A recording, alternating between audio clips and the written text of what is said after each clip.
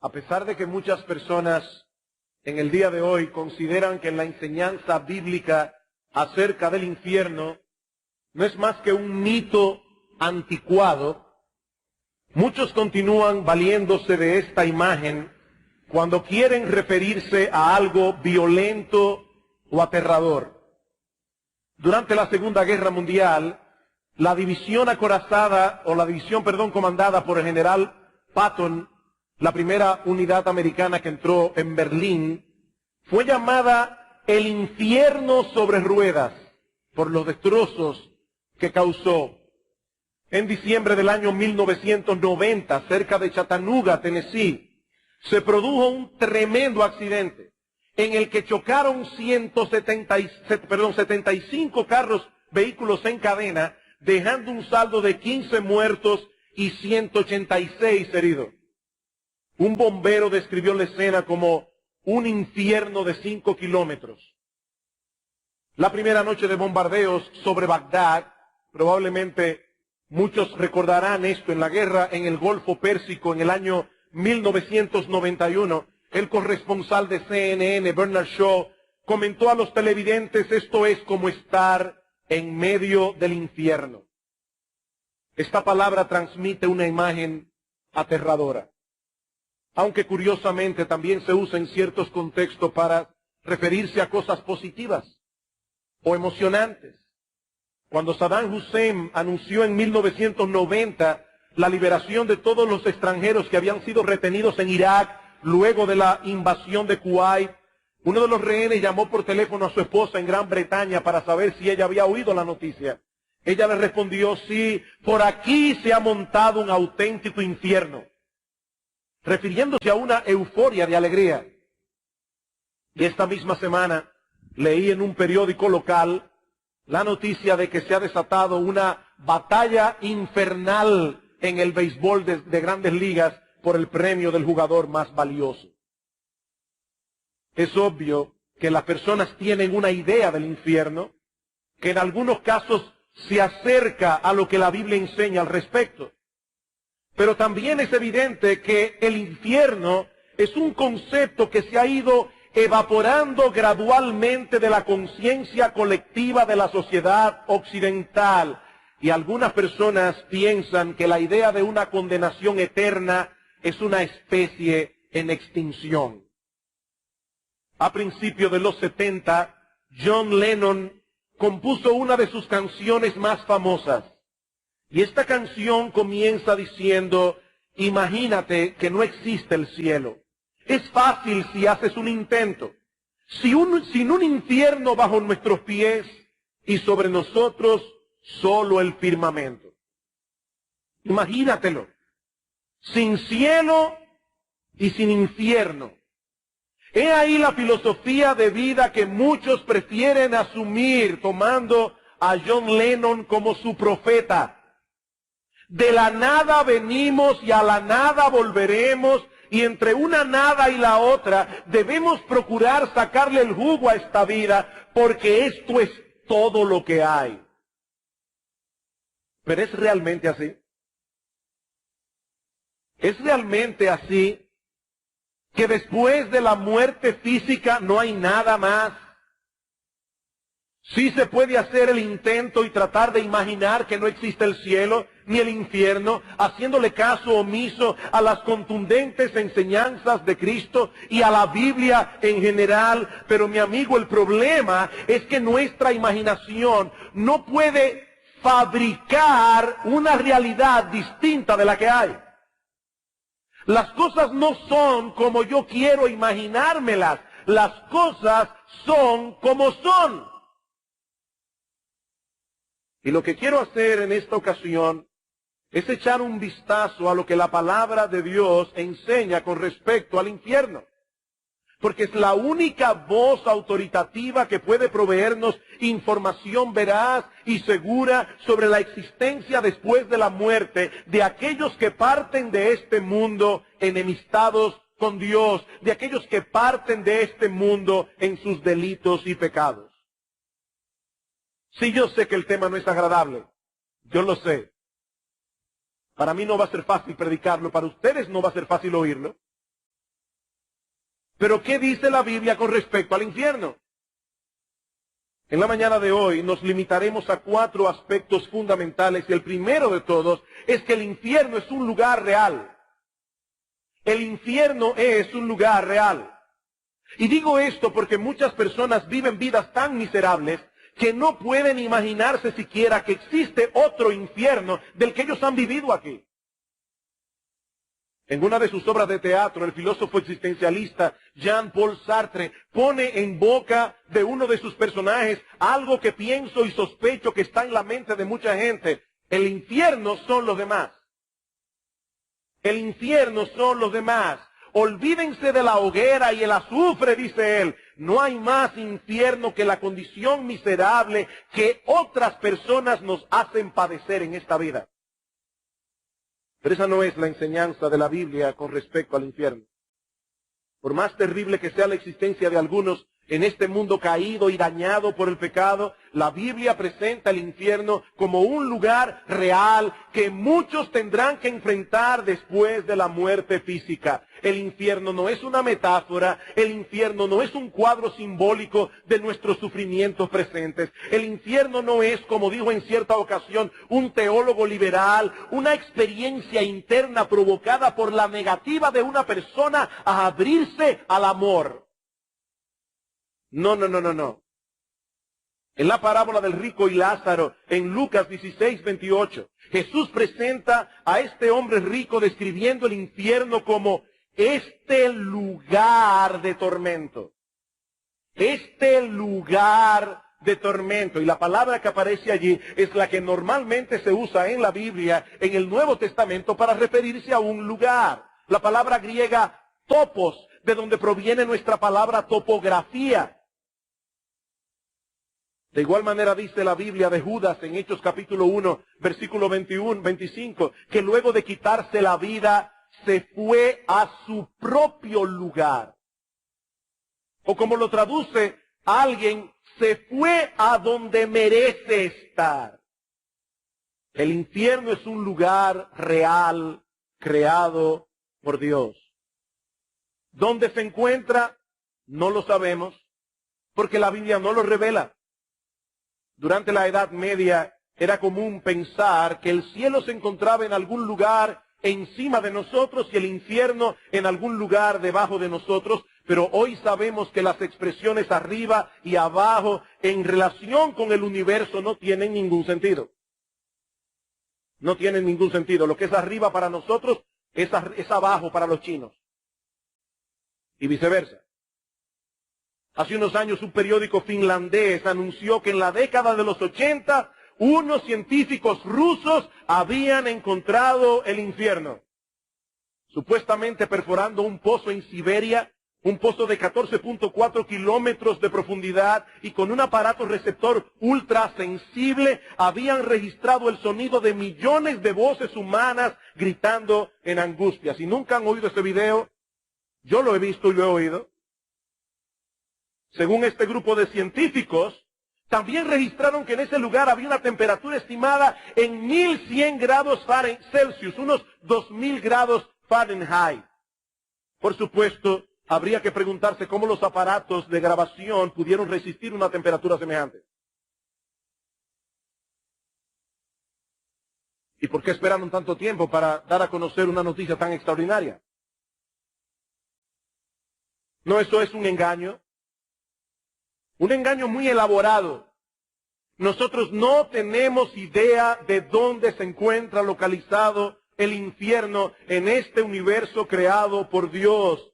Pero no hay ninguna duda de que la Biblia lo presenta como un lugar real. En segundo lugar, la Biblia también enseña que el infierno es un lugar de castigo justo y terrible. La Biblia también enseña que el infierno es un lugar de castigo justo y terrible. Yo sé que aquí estoy entrando en un terreno que para muchos es odioso en extremo. El concepto de castigo en la sociedad occidental se ha convertido en un tabú. Muchas personas consideran que la idea de castigar es barbárica, primitiva, algo que no es digno de una sociedad civilizada. Y si a esto añadimos el relativismo moral que permea nuestra sociedad, entenderemos por qué esta enseñanza bíblica del juicio y del castigo resulta hoy día tan chocante. Alguien ha dicho que la creencia más fundamental en la cultura americana es que la verdad moral es relativa a cada conciencia individual. Consecuentemente, nuestra cultura no tiene problemas con un Dios de amor que nos apoya sin importar cómo vivamos, pero objeta fuertemente la idea de un Dios que castiga a las personas. Esta mentalidad caracteriza el espíritu de nuestra época. En la antigüedad, la mayoría de las personas pensaban que existía un orden moral, objetivo, absoluto, al cual los hombres debían adaptarse independientemente de nuestros gustos, independientemente de nuestras preferencias personales.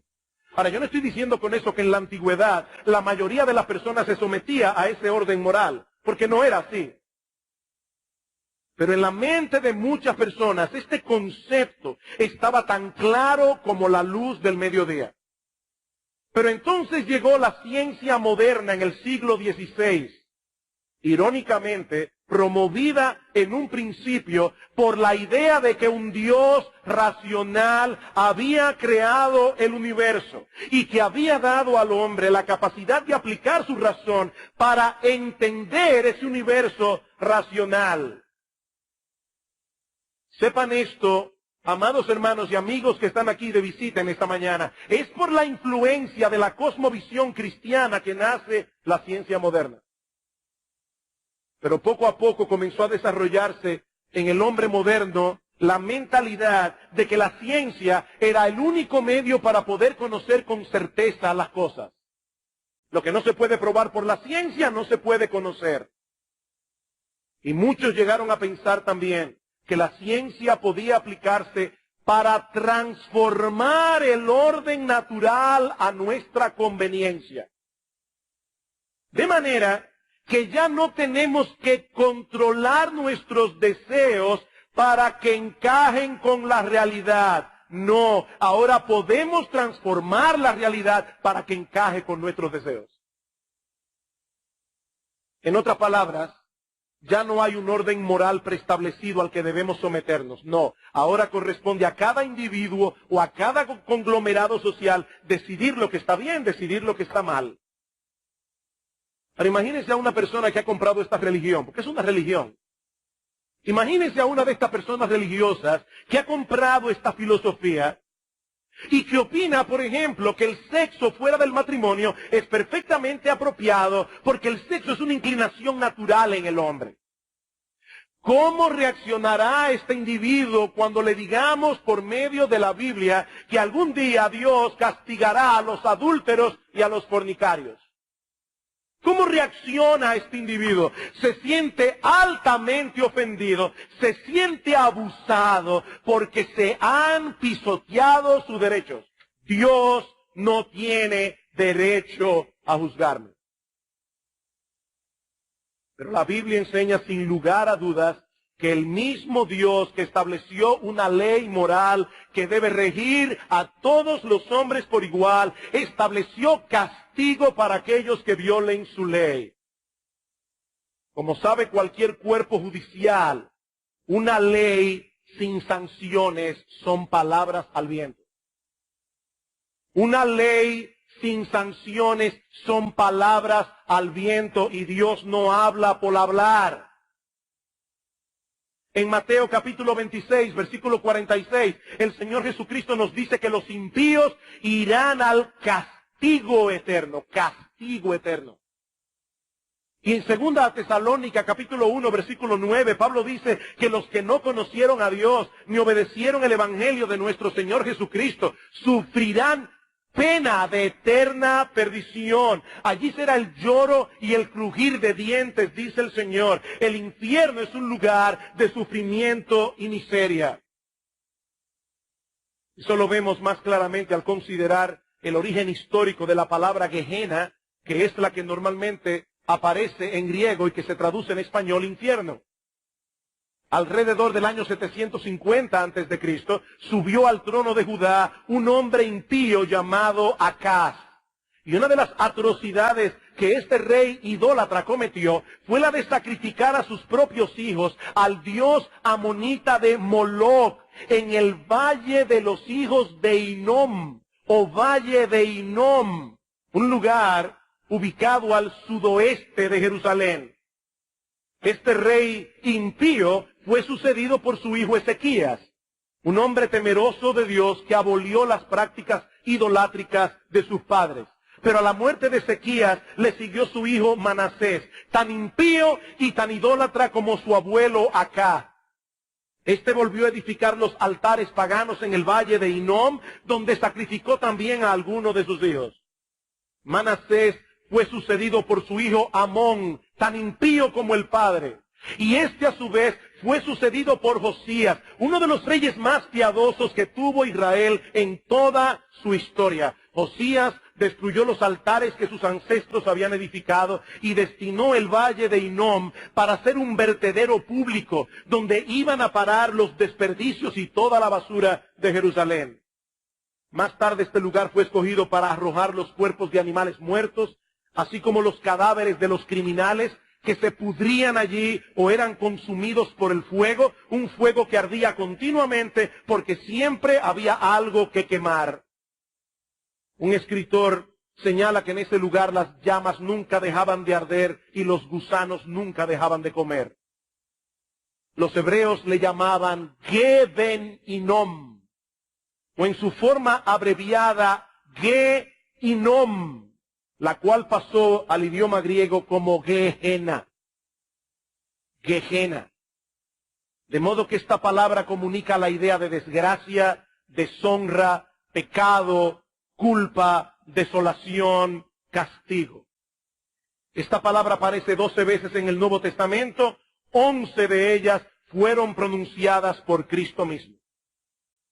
Y su enseñanza no deja lugar a dudas en cuanto a la terrible realidad del infierno.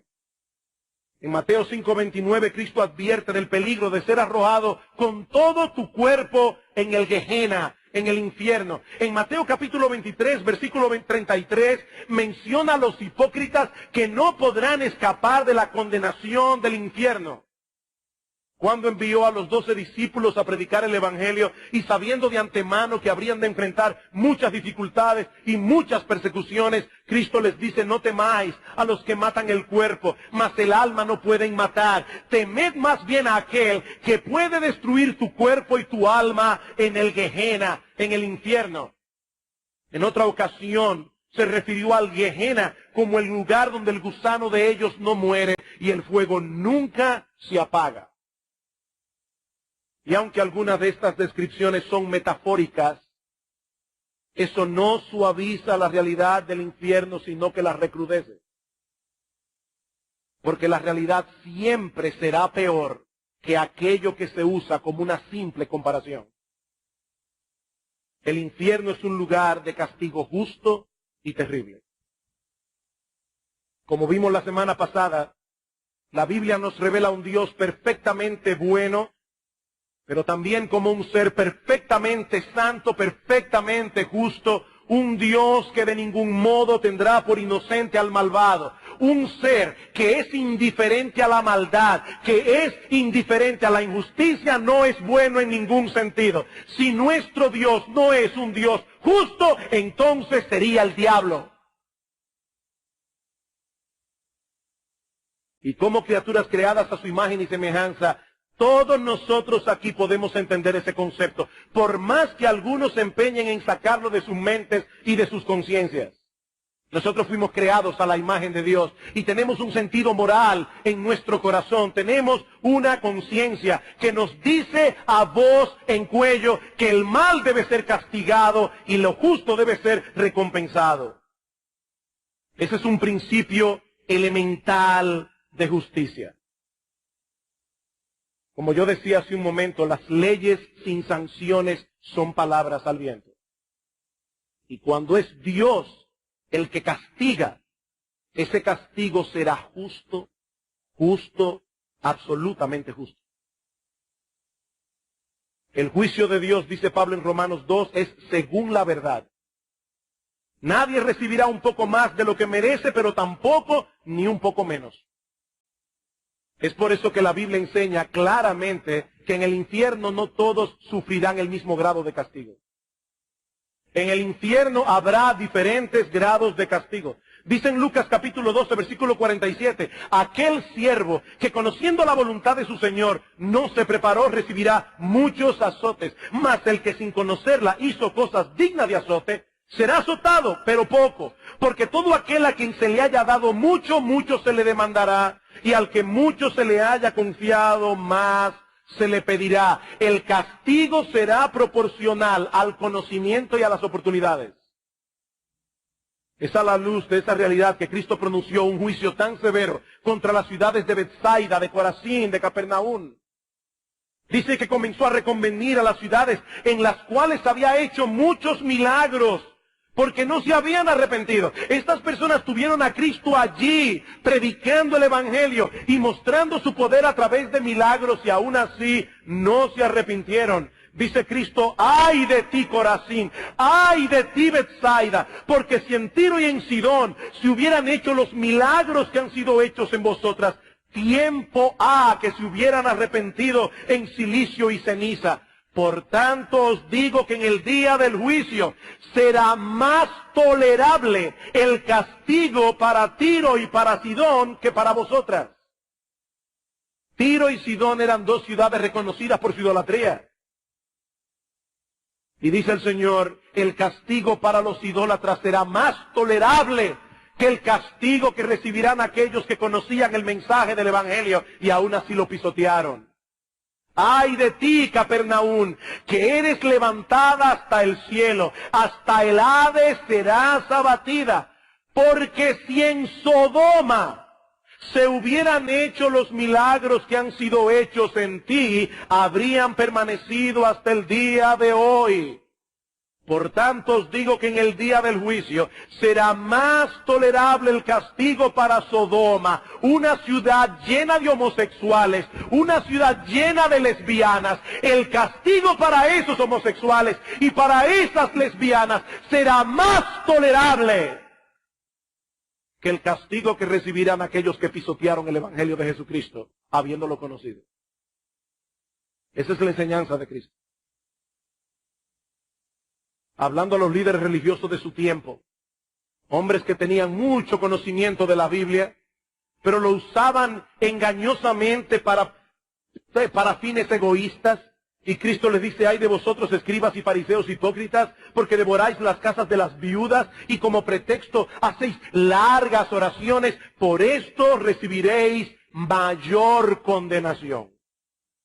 Mayor condenación. Todos serán castigados. El infierno es horrible para todos, pero no todos lo serán en el mismo grado. Mayores privilegios traen mayor responsabilidad. Y ya me imagino a alguien pensando, pero pastor, si esto realmente es así, me hubiera convenido más nunca haber oído el Evangelio. No, mi amigo, ese es un razonamiento totalmente equivocado. Por un lado, como yo decía hace un momento, todos serán castigados, porque la ignorancia de aquellos que nunca han oído el Evangelio es una ignorancia relativa, no absoluta. Ese es el argumento de Pablo en Romanos capítulo 1, versículos 18 en adelante. Pablo dice que aún esos paganos que nunca tuvieron en sus manos una Biblia, tales paganos conocen a Dios.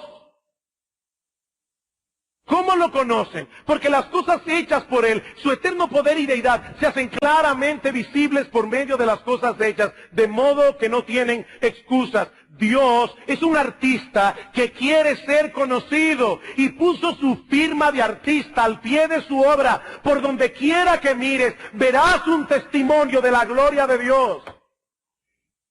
No es una ignorancia relativa, por eso no son inocentes, son culpables.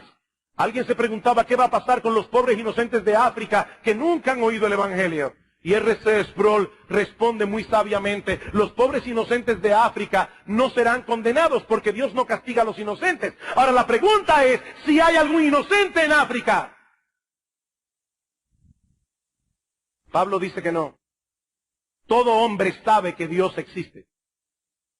Claro que psicológicamente muchas personas se convencen de lo contrario. Pero Pablo dice, habiendo conocido a Dios, no le glorificaron como a Dios. ¿Saben qué pasa, mis amados hermanos y amigos que están aquí en esta mañana? Nadie puede vivir como si Dios no existiera. Eso es imposible. Cada vez que una persona grita airada, esto no es justo, sin saberlo, está reconociendo que existe un estándar de justicia al que todo el mundo debería someterse. Si no, esa expresión no tiene sentido. Pero ¿cómo puede existir un estándar de justicia al que todo el mundo debiera someterse sin un legislador que haya dado tal ley? No es una ignorancia relativa. Por eso serán azotados, metafóricamente hablando. Pero por otra parte, la predicación del Evangelio es el medio por excelencia que Dios usa para salvar a los pecadores. Pablo dice en Romanos capítulo 1, versículo 16, que el Evangelio es poder de Dios para salvación. Y más adelante dice que la fe viene por el oír, y el oír por la palabra de Dios. Dios ha escogido la predicación del Evangelio como el medio por excelencia para salvar a los pecadores. Por eso el castigo será más severo contra aquellos que rechazaron ese medio de gracia habiéndose expuesto a él, porque la oportunidad de escuchar el Evangelio es en realidad un enorme privilegio. Nosotros no sabemos en qué sentido algunos recibirán mayor condenación. Y no tiene sentido ponerse a especular más allá de lo que la Biblia revela. Pero yo creo que nosotros podemos suponer con bastante grado de certeza que una de las cosas que agravarán el castigo de muchos en el infierno será su memoria.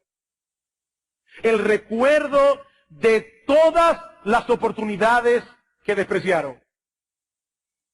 El recuerdo de tantas predicaciones, el recuerdo de tantos devocionales familiares, el recuerdo de tantas oraciones paternas, aún con lágrimas, eso agravará sin duda el remordimiento de millares y millares de los condenados en el infierno. ¡Oh, si hubiese hecho caso!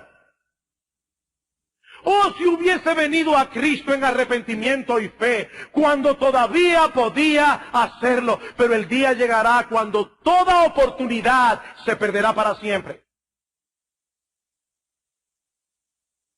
Y eso nos lleva a nuestro próximo encabezado.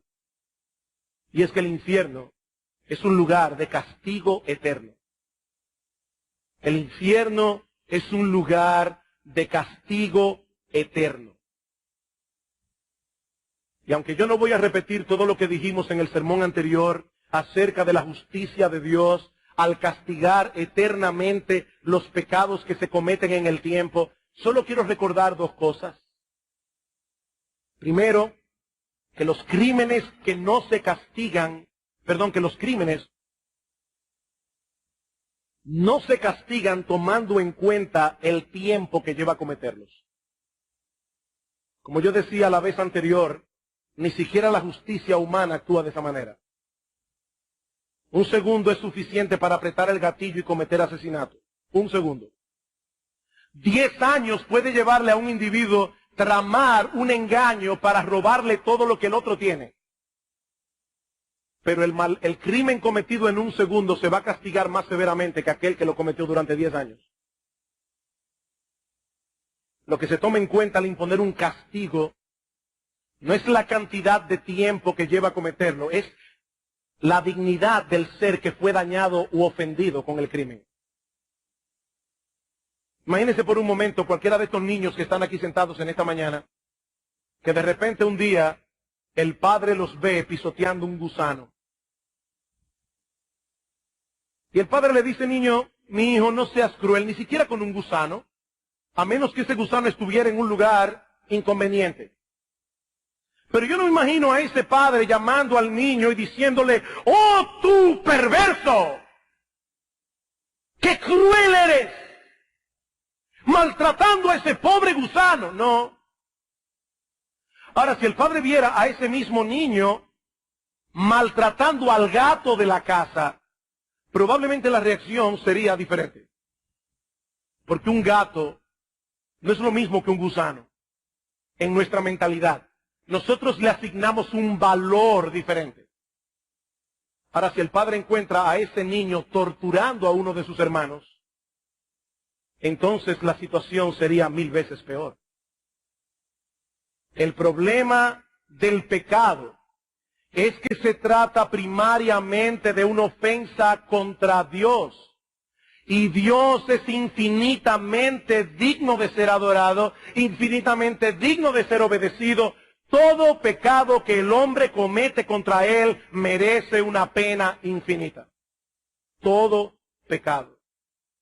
Pero por el otro lado tenemos que tomar en cuenta que cuando los pecadores vayan al infierno, seguirán dañados en sus corazones, ahora sin el freno de la gracia común de Dios, y seguirán pecando y blasfemando y aborreciendo a Dios con toda su alma por los siglos de los siglos. Y por lo tanto mereciendo condenación por los siglos de los siglos. Mi amigo, no te engañes, si hay algo que la Biblia enseña con toda claridad, es que el castigo del infierno es eterno. Cuando dice Cristo en Marcos capítulo 9, versículo 46, que en ese lugar el gusano de ellos no muere y el fuego nunca se apaga, es obvio que se está refiriendo a un castigo que nunca termina y a un castigo que se sufre de manera consciente. Nosotros no sabemos a qué se refiere Cristo cuando habla del gusano, porque evidentemente no se está refiriendo a gusanos reales. Es una metáfora. Por eso dice el gusano de ellos. Y muchos teólogos entienden que se refiere a la conciencia. Esa conciencia corroyendo al pecador por los siglos de los siglos. En el texto de Mateo 25:46, que ya hemos citado varias veces, Cristo dice que tanto los impíos como los justos arribarán a un destino eterno.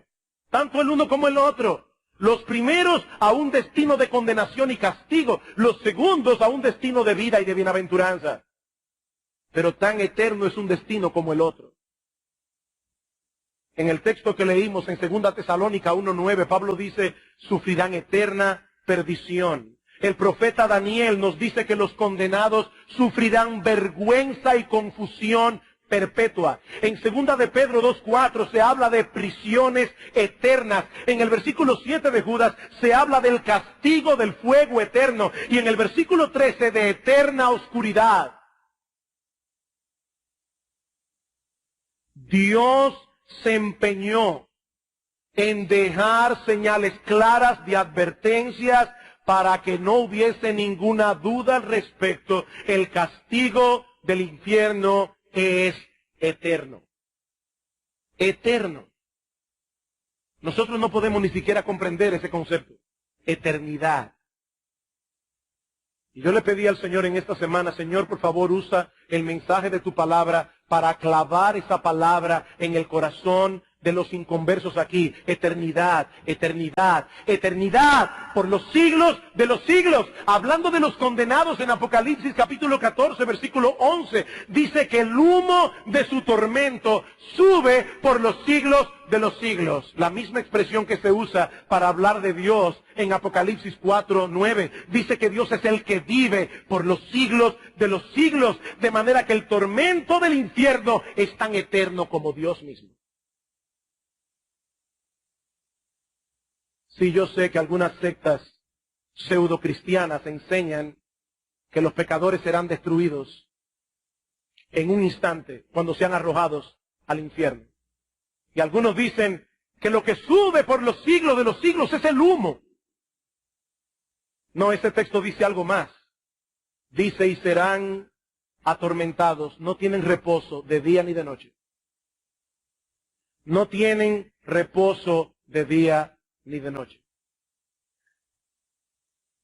Queridos hermanos y amigos que están aquí en esta mañana, por más duras que suenen estas palabras, es imposible evadir la enseñanza de la Biblia al respecto. El infierno es una terrible realidad. Tan terrible que Dios el Hijo se hizo hombre para sufrir el infierno en la cruz del Calvario y así poder proveer al hombre salvación gratuita por medio de la fe. Pero aún hay algo más. Y es que el infierno fue preparado para el diablo, para sus ángeles y para todos aquellos que decidan seguir sus caminos. Para todos aquellos que mueran con su puño alzado contra Dios. Alguien decía en un tono de burla blasfemo que el infierno estará lleno de gente interesante. El infierno estará lleno de gente interesante. Recuerdo en mis primeros días como cristiano predicando el evangelio en la universidad que un burlador me dijo algo similar. Y fulano va a estar en el infierno. Entonces fulana, tal actriz, estará en el infierno. Pues allí donde yo quiero ir. La Biblia lo plantea de otra manera. Mi amigo, la Biblia lo plantea de otro modo. Cristo habla del infierno como un fuego preparado para el diablo y sus ángeles. El infierno es un terrible lugar preparado especialmente para criaturas demoníacas. Ese es su destino. Y es interesante notar que esto es algo que los mismos demonios conocen. En cierta ocasión Cristo visitó una sinagoga y había allí un hombre endemoniado que de inmediato comenzó a dar voces diciendo: ¡Ah! ¿Qué tienes con nosotros, Jesús Nazareno? ¿Has venido para destruirnos? Y en una situación similar en Lucas capítulo 8, versículo 31, dice que los demonios le rogaban al Señor que no los enviase al abismo. Ellos conocen perfectamente cuál es el destino que les espera, pero como no tienen un átomo de bondad, tratan de llevarse consigo al mayor número de personas a través del engaño y de la seducción. De manera que ese horrible lugar que fue originalmente destinado, diseñado para el diablo y sus ángeles, recibirá en su seno a todos aquellos que decidan seguir los caminos del diablo en oposición a los caminos de Dios. Apocalipsis capítulo 21, versículo 8. El apóstol Juan viene describiendo lo que será la gloria del creyente en el cielo. Y dice en el versículo 7, el que venciere heredará todas las cosas y yo seré su Dios, él será mi hijo, pero los cobardes, los incrédulos, los abominables, los homicidas, los fornicarios, los hechiceros, los idólatras y todos los mentirosos tendrán su parte en el lago que arde con fuego y azufre, que es la muerte segunda. He ahí las personas interesantes que encontrarán los impíos en el infierno.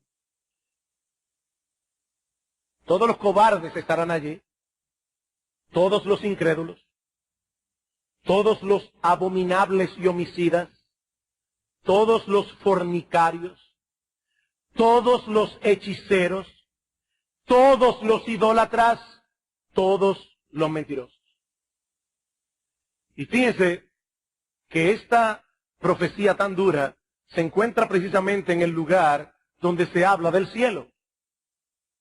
El cielo es un lugar donde los santos disfrutarán de la presencia especial de Dios por los siglos de los siglos. Es en ese contexto que se escribe Apocalipsis 21:8. El paraíso perdido en el huerto del Edén vendrá a ser el paraíso recobrado por la obra redentora de Cristo. Pero es precisamente esa presencia especial de Dios la que los pecadores rechazan con todas las fuerzas de su ser. Por eso decíamos el domingo pasado, citando a C.S. Lewis, que al final de cuentas solo hay dos tipos de personas en el mundo. Aquellos que dicen a Dios, hágase tu voluntad, y aquellos a quienes Dios dirá al final de sus días, hágase tu voluntad. Me rechazaste con todas las fuerzas de tu ser. Oíste mi llamado de gracia una y otra vez. Pisoteaste el Evangelio y con él la sangre preciosa de Cristo. Ahora que toda oportunidad se perdió, hágase tu voluntad. Eso fue lo que quisiste. Eso es lo que recibirás por los siglos de los siglos.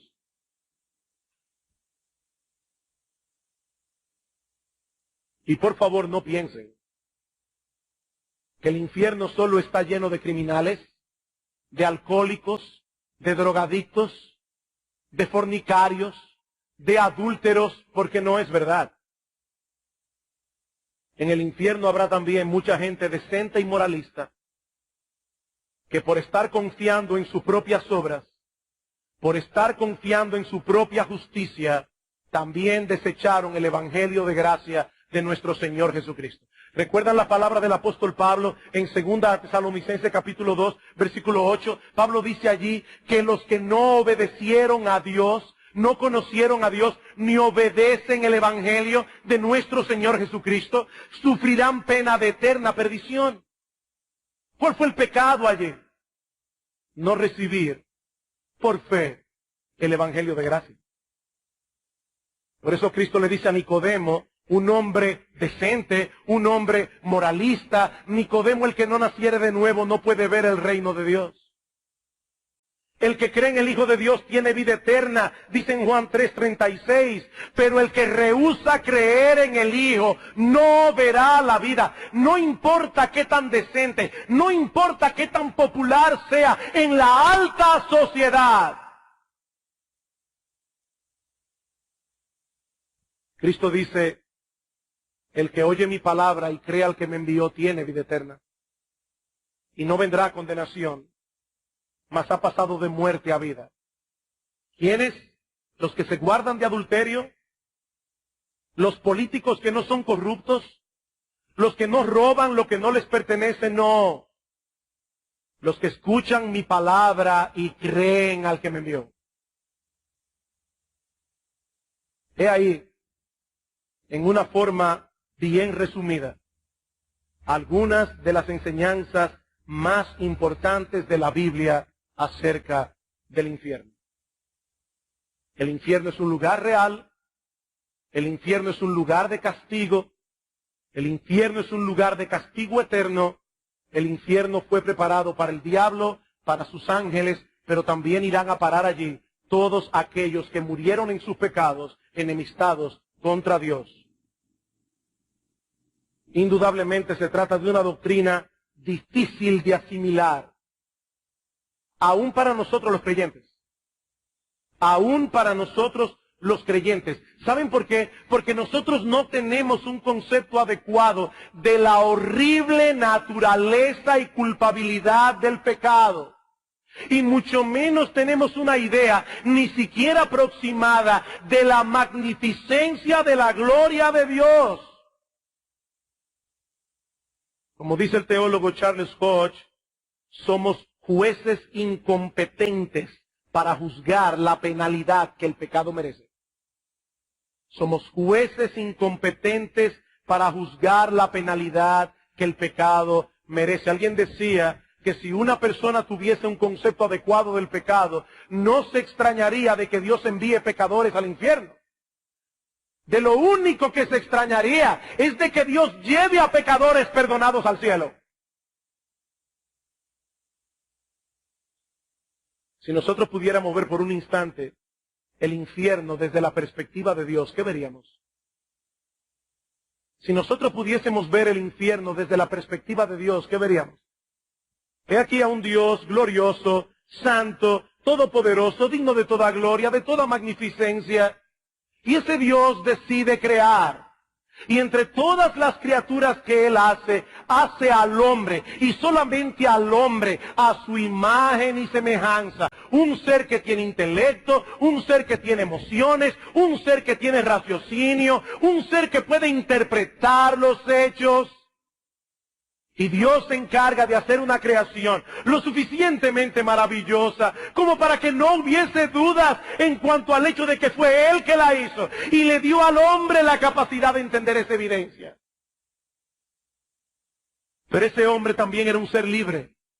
Porque Dios hizo a un ser capaz de amar. Y un ser que no fuera libre. Un ser que no tiene opción. Es una máquina, no es una persona.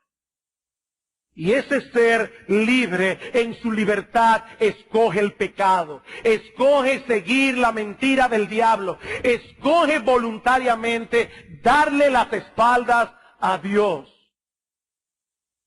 Y de inmediato ese Dios comienza a revelar a través de las Escrituras su maravilloso, extraordinario plan de salvación. En el mismo huerto del Edén, Dios le dice al hombre y a la mujer que habría de nacer uno de la raza humana que habría de aplastarle la cabeza a la serpiente antigua que se llama Diablo y Satanás. Y ese Dios comienza a enviar profeta tras profeta, tras profeta, tras profeta. Finalmente la Biblia queda escrita, un libro perfecto de principio a fin, sin errores de ningún tipo. Y finalmente ese Dios envía a su propio Hijo, el Dios encarnado, la segunda persona de la Trinidad, para que sufra en la cruz el infierno que sus criaturas rebeldes merecen. Y ahora ese Dios, durante 2000 años, ha estado enviando a sus siervos, muchos de los cuales han tenido que sufrir vergüenza, vejación, persecución, para predicar este glorioso evangelio, este glorioso mensaje de salvación. Y para colmo, Dios ha puesto en el corazón de cada hombre una conciencia, un tribunal moral. Y aún así,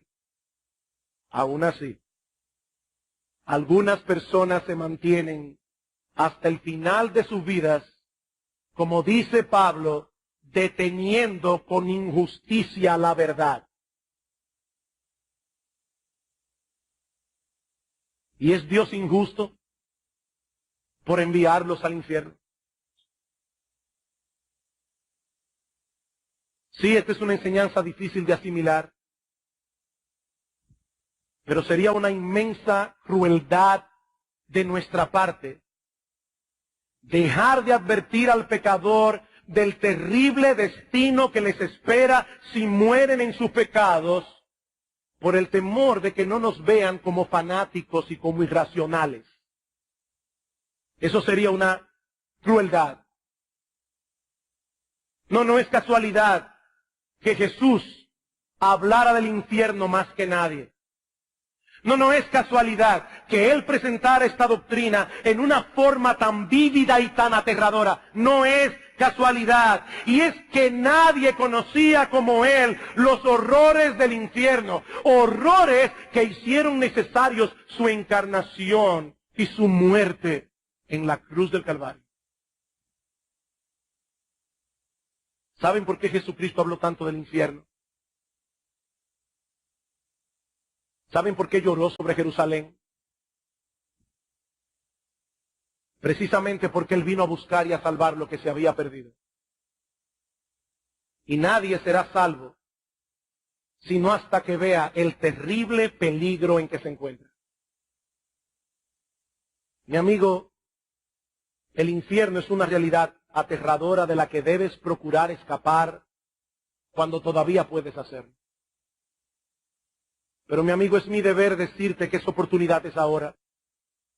Esa oportunidad es ahora, porque ninguno de nosotros puede estar seguro de que tendremos un mañana del que podremos disponer.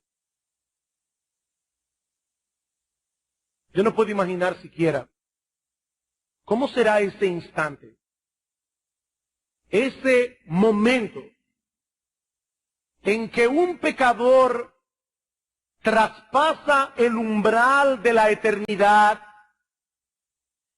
y ese instante, ese momento en que repentinamente se da cuenta de que toda esperanza de salvación ha terminado por siempre.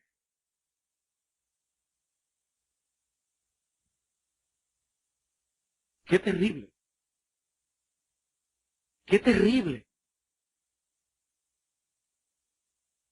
Pero mi amigo, ese no tiene que ser el final de tu historia. Porque la puerta de salvación sigue abierta para ti. Dios te está dando una oportunidad. Él te trajo a este lugar. Él quería que tú escucharas este mensaje.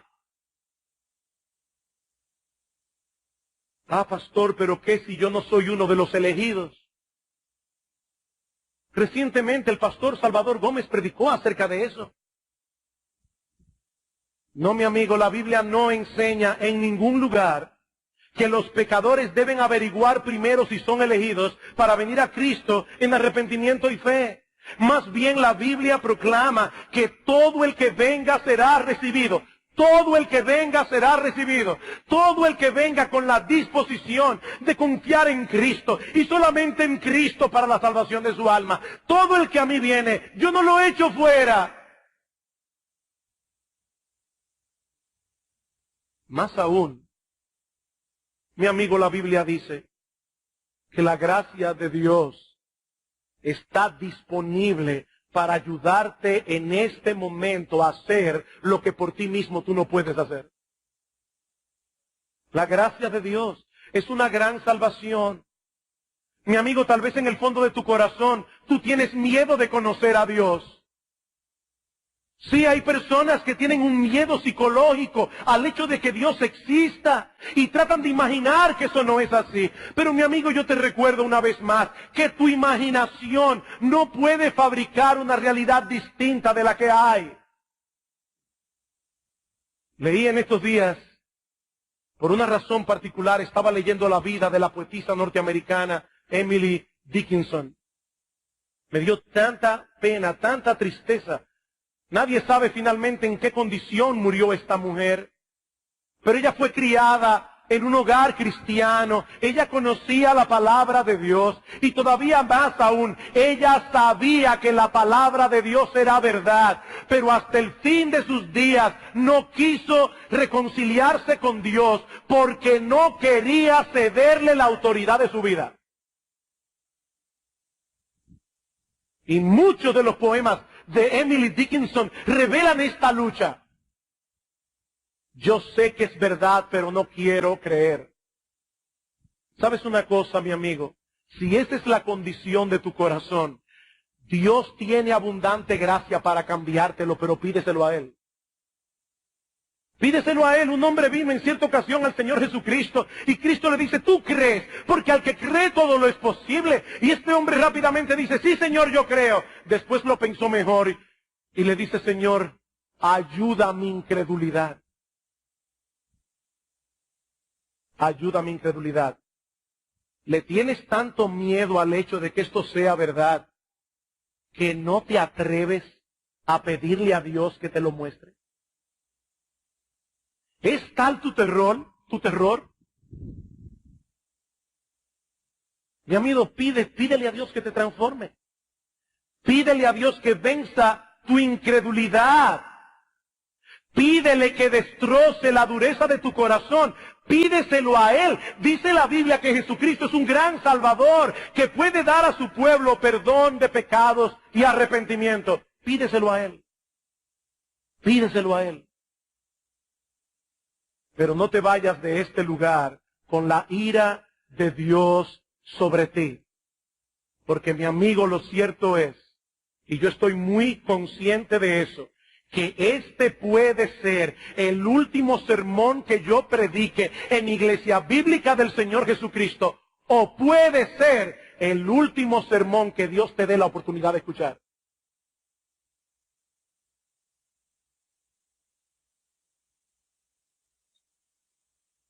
Que Dios tenga misericordia.